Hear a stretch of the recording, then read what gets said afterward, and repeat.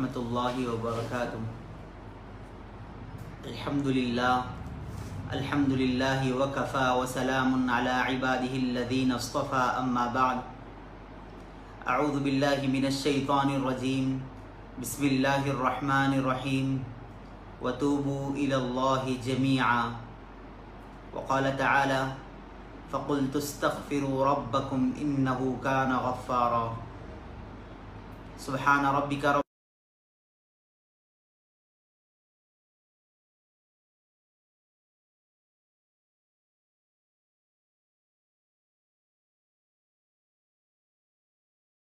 محمد وبارک وسلم۔ اللہم صل علی سیدنا محمد وعلی آل سیدنا محمد وبارک وسلم۔ اللہم صل علی سیدنا محمد وعلی آل سیدنا محمد وبارک وسلم۔ معزز ناظرین اکرام، گزشتہ کل درود شریف کی فضیلت پر چند باتیں آپ کے سامنے عرض کی گئی تھی۔ آج استغفار کی فضیلت پر چند باتیں عرض کی جائیں گی۔ اللہ کے نبی صلی اللہ علیہ وسلم نے فرمایا کہ رمضان المبارک میں ہر بندے کو چاہیے کہ وہ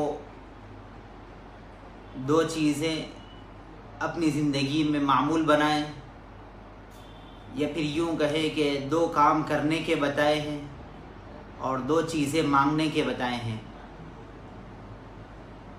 دو چیز مانگنے کے تھے، وہ دو چیز یہ ہے، ایک تو اللہ رب العزت سے جنت کی طلب کرنا اور دوسرے جہنم سے پناہ مانگنا۔ اسی لیے فرمایا اللہم انی اسألک الجنہ ونعوذ بک من النار۔ تو دو چیزیں بتائی تھی، ایک تو جنت طلب کرنا اور دوسرے جہنم سے پناہ مانگنا، اور دو اعمال کرنے کے بتائے ہیں، دو کام کرنے کے بتائے ہیں، اور یہ دو کام رمضان المبارک میں تو کرنا ہی کرنا ہے، اس کے علاوہ غیر رمضان میں بھی اس کا معمول بنانا چاہیے۔ وہ دو کام یہ ہیں، ایک تو کلمہ توحید کو بلند کرنا اور دوسرے استغفار پڑھنا۔ کلمہ توحید لا الہ الا اللہ، لا الہ الا اللہ، اس کا ورد ہر آدمی کو ہر دن ہر لمحے کرنا چاہیے۔ اس سے ہوتا یہ ہے کہ آدمی کے دل میں اللہ کی محبت بیٹھتی ہے، اور پھر بندہ جو بھی کام کرتا ہے اس کے دل میں خیال یہ آتا ہے کہ اللہ کی ذات مجھے دیکھ رہی ہے۔ اسی لیے سلسلہ عالیہ نقشبندیہ میں یہ کہا گیا ہے کہ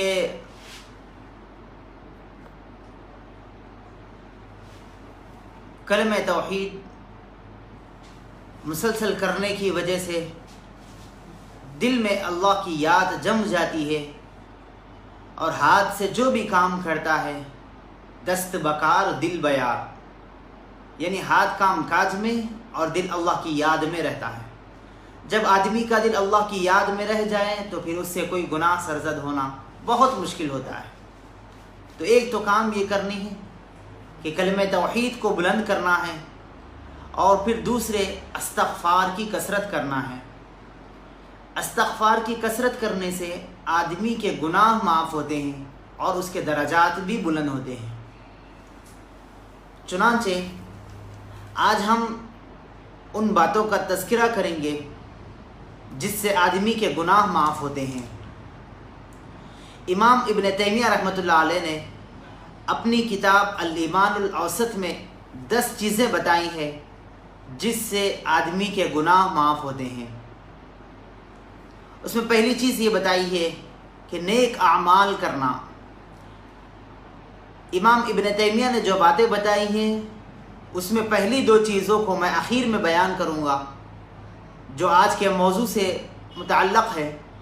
سب سے پہلے ہم تیسری چیز سے 10ویں چیز تک جائیں گے، اس کے بعد پھر پہلی اور دوسری چیز کو ذکر کریں گے۔ ترتیب وار سے۔ تو تیسرے نمبر پر بتایا کہ نیک اعمال کرنا، جو بندہ نیک اعمال کرتا ہے اس کی وجہ سے اس کے گناہ معاف ہوتے ہیں۔ لیکن بہت سارے لوگ وہ ہوتے ہیں جو یہ چاہتے ہیں کہ ہم نیک اعمال تو نہیں کریں گے کیونکہ ہم سے گناہ سے بچا نہیں جا رہا ہے۔ جیسے رمضان المبارک میں روزے اس لیے نہیں رہتے کہ مجھ سے نگاہوں کی حفاظت نہیں ہوتی، جھوٹ سے بچنا مشکل ہے، اور پھر کاروبار میں تو جھوٹ بولنا ہی پڑتا ہے، لہٰذا میں جھوٹ سے نہیں بچ سکتا، دھوکہ دہی سے نہیں بچ سکتا، تو مجھے روزہ بھی نہیں رکھنا چاہیے۔ اور پھر گھروں میں رہنے والی بعض عورتیں یہ چاہتی ہیں کہ میں نماز نہیں پڑھتی کیونکہ میں گناہ کرتی ہوں، میں گھر سے باہر نکلتی ہوں، شوہر کی نافرمانی کرتی ہوں، یا پھر اس طریقے کے جو گناہ وہ کرتی ہیں، وہ یہ چاہتی ہے کہ میں گناہ کرتی ہوں تو لہٰذا میں نیک اعمال بھی نہیں کروں گی۔ جبکہ امام ابن تیمیہ فرماتے ہیں کہ نیک اعمال کرنے کی وجہ سے ایک تو تمہارے گناہ بھی معاف ہوتے ہیں اور دوسرے گناہ تمہاری زندگی سے نکل جاتے ہیں۔ اسی لیے فرمایا کہ نیک اعمال جو شخص کثرت سے کرتے ہیں ان کو گناہ سے بچنا آسان ہوتا ہے۔ اور پھر چوتھی چیز بتائی ہے کہ دعائیں کرنا۔ حضرت عمر رضی اللہ عنہ جب عمرے کے لیے جا رہے تھے تو اللہ کے نبی صلی اللہ علیہ وسلم نے فرمایا کہ بھائی دعاؤں میں ہمیں بھی یاد رکھا کرو۔ تو اس سے ہوتا یہ ہے کہ جب دعائیں کرنے سے بندے کے گناہ بھی معاف ہوتے ہیں۔ دعا کے متعلق ایک بات عرض کر دیں کہ ایک تو وہ ہوتا ہے جو آدمی دعا کے لیے لوگوں سے گزارش کرتا ہے کہ بھئی ہمیں دعاؤں میں یاد رکھو، آپ حج کے لیے جا رہے ہیں، آپ عمرے کے لیے جا رہے ہیں، آپ اعتکاف کے لیے جا رہے ہیں، آپ کسی جگہ پر دعا کے لیے جا رہے ہیں تو بھئی دعا میں ہمیں بھی یاد رکھو۔ ایک تو دعا وہ ہوتی ہے جو دوسروں سے کروانا، ایک دعا وہ ہوتی ہے جو آدمی خود مانگنا۔ جیسے آدمی اپنی ضرورتوں کے لیے دعا مانگتا ہے، اللہ میری فلانی ضرورت کو پورا کر، مجھے امتحان میں کامیاب کر، پھر مجھے فلاں چیز، یعنی بندہ خود دعائیں کرنا۔ اور تیسرے وہ چیز ہوتی ہے کہ آدمی اس قابل بنے کہ لوگ اسے دعائیں دیں۔ جیسے اچھی اولاد بن جائیں تو ماں باپ کے دل سے دعا نکلتی ہے، اچھا شاگرد بن جائیں تو استاد کے دل سے دعا نکلتی ہے، اچھا مرید بن جائیں تو شیخ کے دل سے دعا نکلتی ہے۔ تو ہم ان تین چیزوں میں تیسری چیز والی بن جائیں کہ ہم ایسے قابل بنیں کہ لوگ ہمارے لیے دعا کرنے والے بن جائیں اور لوگوں کے دل سے ہمارے حق میں دعائیں نکلے۔ الغرض کہ چوتھی چیز یہ تھی کہ دعائیں کرنا، اس سے آدمی کے گناہ معاف ہوتے ہیں۔ ایک تو خود کرنا، یا پھر دعائیں کروانا، یا پھر دعائیں لوگ دینا، اس سے آدمی کے گناہ معاف ہوتے ہیں۔ پانچویں چیز یہ کہ ایصال ثواب کرنے سے بھی اس کے گناہ معاف ہوتے ہیں۔ جیسے کسی آدمی کا انتقال ہو جائے، اس کی اولاد صدقہ کرے، یا پھر اس کے لیے عمرے کرے، یا پھر اس کے لیے حج کرے، یا قرآن کریم کی تلاوت کر کے اس کے لیے ثواب کو پہنچائیں، تو فرمایا جاتا ہے کہ اس سے بھی مرحوم کے گناہ معاف ہوتے ہیں۔ تو ایصال ثواب کرنے سے بھی اس کے گناہ معاف ہوتے ہیں۔ اگلی چیز یہ بتائی ہے کہ جو بندے کو دنیا میں مصیبتیں آتی ہیں، تکلیفیں آتی ہیں، اس پر اگر بندہ صبر کرے تو اس سے بھی اس کے گناہ معاف ہوتے ہیں۔ جیسے کہ ایک مرتبہ اللہ کے نبی صلی اللہ علیہ وسلم تشریف فرما تھے، چراغ بجھ گیا تھا، تو اللہ کے نبی نے فرمایا انا للہ و انا الیہ راجعون۔ حضرت عائشہ صدیقہ رضی اللہ عنہا فرماتی ہیں کہ میں نے اللہ کے نبی سے پوچھا کہ یہ تو کسی بندے کے انتقال پر پڑھا جاتا ہے، تو اللہ کے نبی نے فرمایا کہ صرف انتقال پر پڑھنے والا جملہ نہیں ہے، بلکہ کسی بھی بندے کو اگر تکلیف ہو اور وہ اس پر اللہ کا شکر ادا کرے اور پھر یہ کہے انا للہ و انا الیہ راجعون، اس کے کہنے پر اللہ رب العزت اس کے گناہ کو معاف کر دیتا ہے۔ اور اسی طریقے سے کوئی شخص بیمار ہو جائے، احادیث میں کئی واقعات مذکور ہیں، ہم احادیث کا مطالعہ کریں، سیرت کا مطالعہ کریں تو ہمیں اندازہ لگتا ہے اس بات کا کہ اللہ کے نبی صلی اللہ علیہ وسلم نے کئی چیزیں فرمائی ہیں کہ جو شخص بیمار ہوتا ہے اور بیماری میں اس کو جو تکلیف ہوتی ہے اس پر بھی اس کے گناہ معاف کر دیے جاتے ہیں۔ تو چھٹی چیز یہ تھی کہ دنیا میں اگر بندے کو کوئی مصیبتیں آتی ہیں تو اس وقت بھی اس کے گناہ معاف ہوتے ہیں، اور پھر سکرات کے وقت میں بھی اس کے گناہ معاف ہوتے ہیں۔ اللہ کے نبی صلی اللہ علیہ وسلم کو جب آخری وقت میں بیمار تھے تو اماں جان عائشہ صدیقہ رضی اللہ عنہ فرماتی ہیں کہ ہم نے دیکھا کہ اللہ کے نبی کے جسم گرمی سے اتنا تیز بخار تھا کہ جسم سے حرارت بہت تیزی سے نکل رہی تھی۔ ہم نے دیکھا کہ اللہ کے نبی کسی مشقے سے میں ہاتھ کو پانی کے مشقے سے میں ہاتھ کو ڈبوتے اور پھر وہ اپنے چہرے پر ملتے، یا پھر کسی کپڑے کے ذریعے سے جسم کو ٹھنڈا کرتے۔ تو پھر پوچھا گیا کہ آپ کو اتنا سخت بخار کیسے آیا ہے؟ اللہ کے نبی نے فرمایا یہ سکرات کا وقت ہوتا ہے جس کی وجہ سے بندے کو تکلیف پہنچتی ہے، اور اس وقت بھی اللہ بندے کے گناہوں کو معاف کرتا ہے۔ تو ساتویں چیز یہ ہے کہ جب بندہ قبر میں ہوتا ہے اس وقت بھی اس کے گناہ معاف ہوتے ہیں، اور پھر اگلی چیز یہ ہے کہ قبر میں ایصال ثواب کے وقت تو اس کے گناہ معاف ہوتے ہیں، لیکن جب بندہ قبر میں ہوتا ہے اس وقت قبر اس کو ایک جانب سے دوسری جانب دبوچتی ہے، اس وقت بھی اس کے گناہ معاف ہوتے ہیں۔ یعنی اس کو کہا گیا ہے کہ یہ قبر میں ایک دوسرے کو دبانے کا عمل ہر آدمی کے ساتھ ہوگا، چاہے وہ نیک ہو یا پھر برا ہو، لیکن ان دونوں میں فرق یہ ہوگا کہ برے آدمی کو جب قبر دونوں جانب سے دبائے گی تو ایک جانب کی پھسلی دوسرے جانب دھنس جائے گی، اس طریقے کی اس کو تکلیف ہوگی، لیکن جو اللہ والے ہوگے ان کو قبر اس طریقے سے دبائے گی کہ ان کو تکلیف نہیں ہوگی بلکہ راحت پہنچے گی، اس وقت بھی ان کے گناہ معاف ہوتے ہیں۔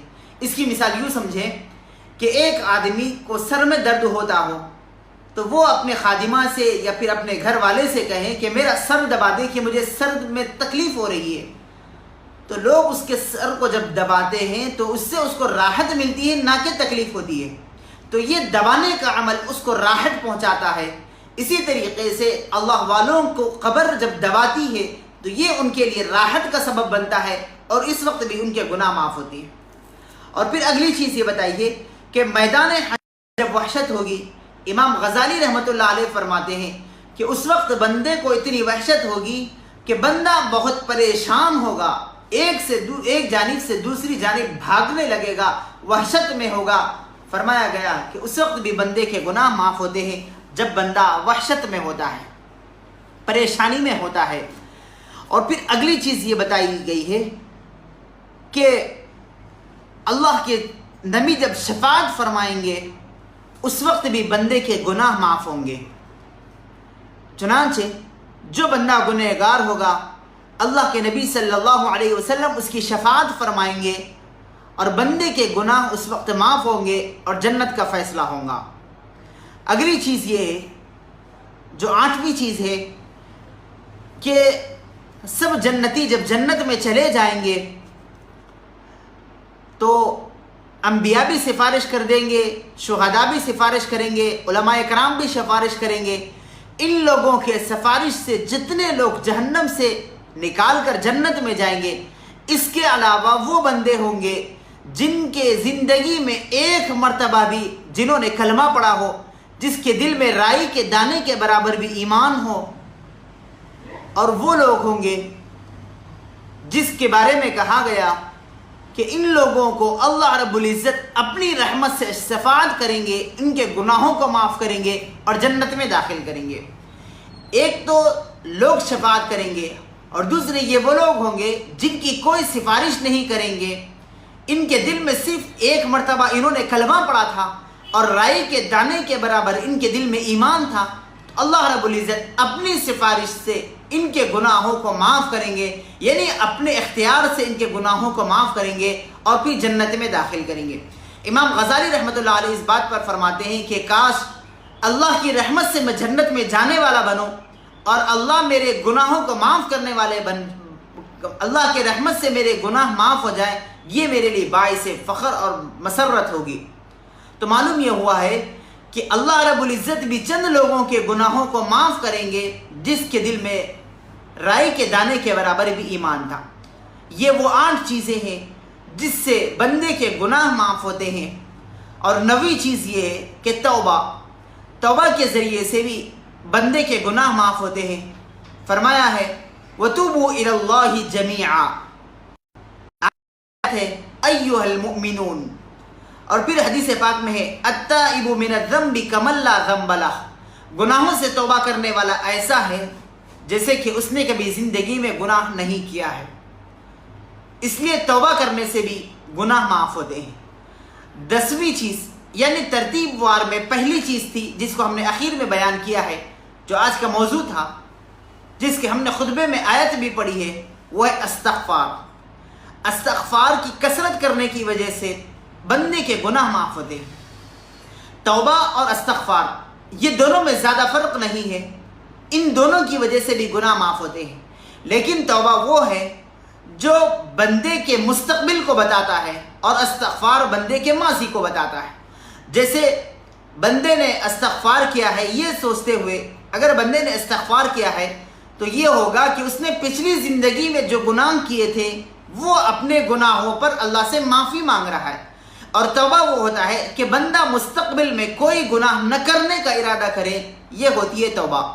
توبہ اور استغفار ان دونوں کو ایک جگہ جوڑ دیا گیا ہے، اور یہ کہا گیا ہے کہ بندہ یہ سوچے کہ پچھلی زندگی میں نے جو گناہ کیے ہیں اس سے میں استغفار کے ذریعے سے معاف کروا لوں، اور اگلی زندگی میں کوئی گناہ نہ کرنے مکمل عزم اور ارادہ کروں، یہ میری توبہ ہے۔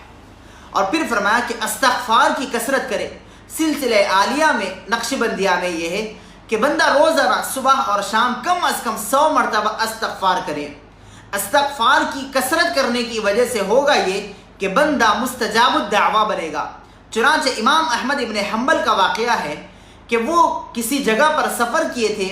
قصہ مختصر یہ ہے اخیر میں کہ ایک جگہ پر انہوں نے دیکھا کہ ایک بندہ تندور میں روٹی کو لگا رہا تھا، اور وہ جو بھی عمل کرتا استغفر اللہ استغفر اللہ استغفر اللہ کہا کرتا تھا۔ چنانچہ امام احمد ابن حنبل نے ان سے پوچھا کہ تم اس عمل کو کیوں کرتے ہو؟ تو اس نے فرمایا کہ میرے اس عمل کے کرنے کی برکت یہ ہوئی کہ اللہ رب العزت نے مجھے مستجاب الدعوہ بنا دیا ہے۔ میں نے اپنی زندگی میں جو بھی دعا کی ہے وہ ہر حال میں قبول ہوئی ہے، سوا ایک دعا کے۔ وہ دعا یہ ہے کہ میں نے سنا ہے کہ امام احمد ابن حنبل بہت بڑے امام ہیں، میں اپنے مصروفیت کی وجہ سے ان سے ملاقات کے لیے نہیں جا سکتا، تو میں دعا یہ کرتا ہوں کہ اللہ رب العزت مجھے امام احمد ابن حنبل سے ملا دے۔ چنانچہ امام احمد ابن حنبل نے فرمایا کہ تمہاری یہ دعا بھی قبول ہوئی ہے، میں امام احمد ابن حنبل ہوں۔ تو معلوم یہ ہوا کہ جو بندہ کثرت سے استغفار پڑھتا ہے اس کے گناہ بھی معاف ہوتے ہیں اور اس کو مستجاب الدعوہ بنا دیا جاتا ہے، یعنی وہ جو دعا کرتا ہے اللہ رب العزت من و ان اس کی دعا کو قبول کرتے ہیں۔ اور پھر استغفار کی کثرت یہ ہوگی کہ امام حسن بصری فرماتے ہیں کہ ایک مرتبہ وہ بیٹھے ہوئے تھے تو ان کے خادم نے دیکھا کہ ایک آدمی آیا اور آ کر کہنے لگا کہ میں بہت بڑا گنہگار ہوں، مجھے کوئی ایسا عمل بتائیں کہ میرے گناہ معاف ہو جائے۔ تو فرمایا کہ استغفار پڑھو۔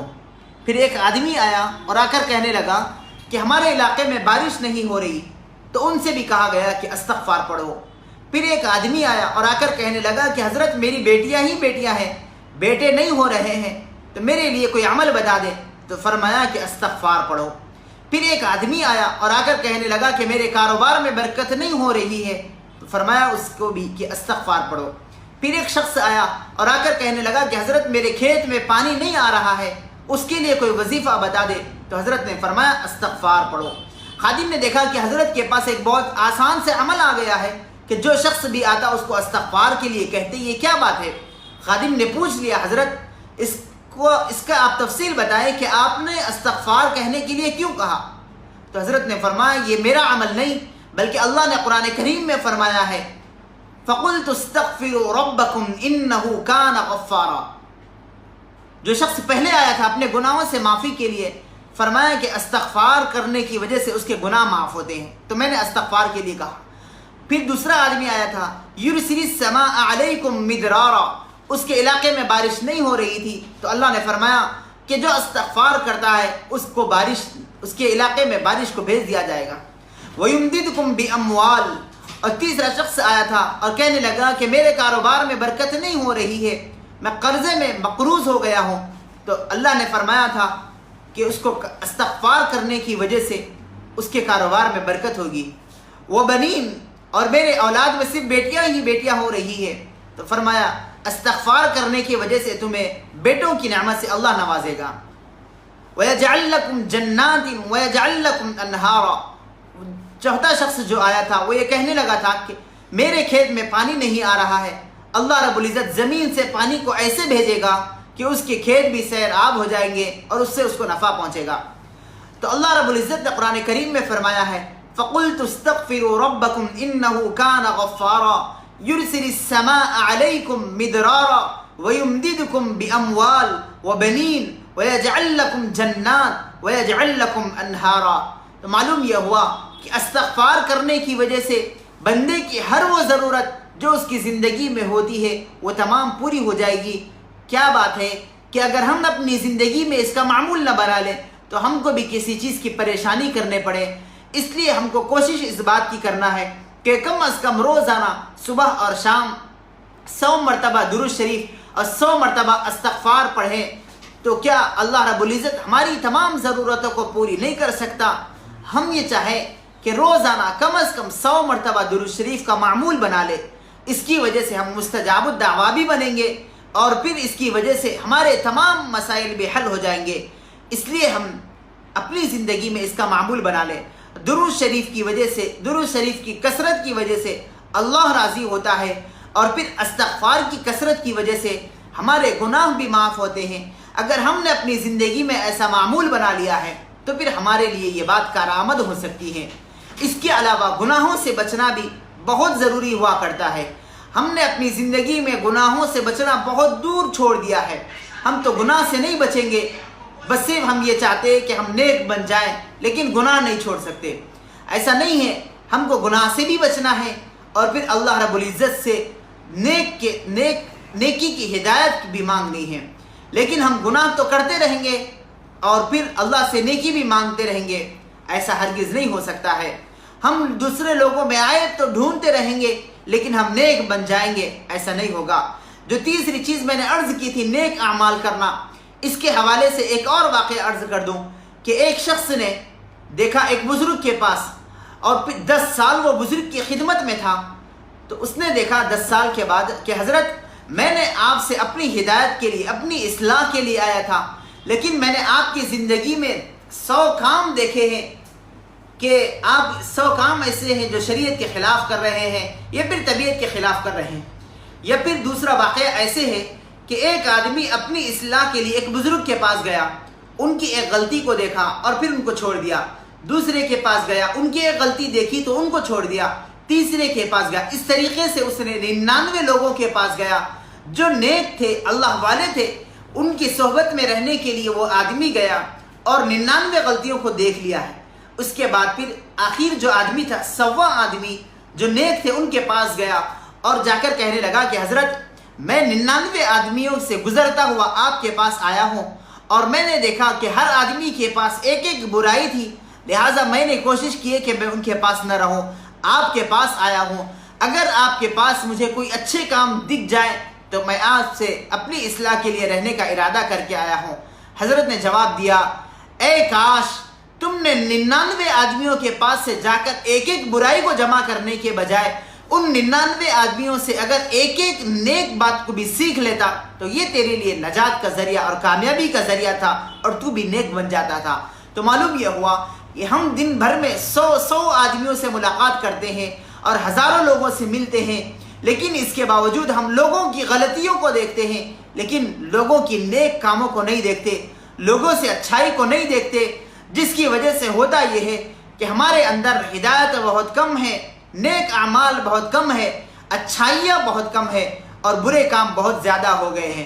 اس لیے ہم نے کوشش اس بات کی کرنی ہے کہ ہم اچھے کام کرتے رہیں، نیک کام کرتے رہیں، لوگوں کے اندر اچھائی کو دیکھتے رہیں، لوگوں کے اندر اچھائیوں کو دیکھ کر اپنی زندگی میں لانے والے بنے، لوگوں سے برائیوں کو مٹانے کی کوشش کریں.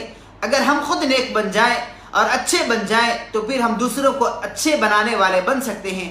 تو زندگی کا معمول بنا لیں استغفار کی کثرت کرنے والا، درود شریف کا اہتمام کرنے والا، اور تیسری چیز ہے قرآن کریم کی تلاوت کرنے والا۔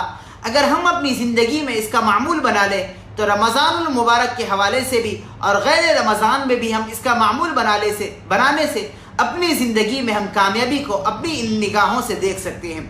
اور اگلی چیز یہ ہے کہ نمازوں کا اہتمام کرنے والے بنے۔ جس شخص کی زندگی میں نمازیں آ جائیں اس کی زندگی میں کوئی پریشانی نہیں آ سکتی ہے۔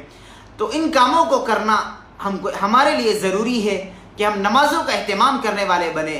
کسی بھی صورت میں، کسی بھی حال میں، کسی بھی عذر کی وجہ سے نماز معاف نہیں ہے، لہٰذا ہم کو نمازوں کا اہتمام کرنا چاہیے۔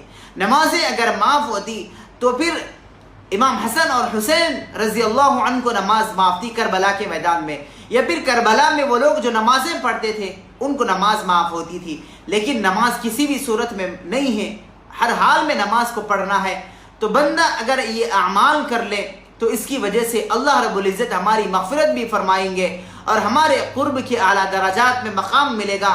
ہم نے تو دیکھا ہے کہ ظاہر میں تو ہم نیک بنتے پھرتے ہیں لیکن ہمارا دل گناہوں کی وجہ سے بہت سیاہ ہو چکا ہے۔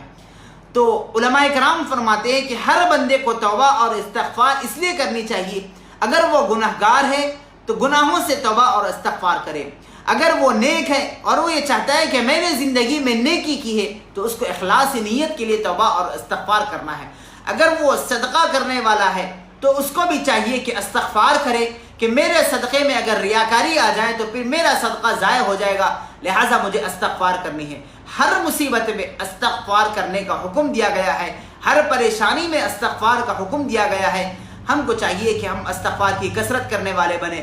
دعا کرتے ہیں کہ اللہ جل شانہ ہم تمام کو استغفار کی فضیلت کرنے اور پھر استغفار کا اہتمام کرنے والے بنائے، اور استغفار کی وجہ سے جو فضیلتیں اور جو برکتیں اللہ رب العزت کی جانب سے بندوں کو عطا کی جاتی ہے ان سب سے فائدہ اٹھانے کی ہم سب کو توفیق عطا فرمائے۔ وآخر دعوانا ان الحمد للہ رب العالمین۔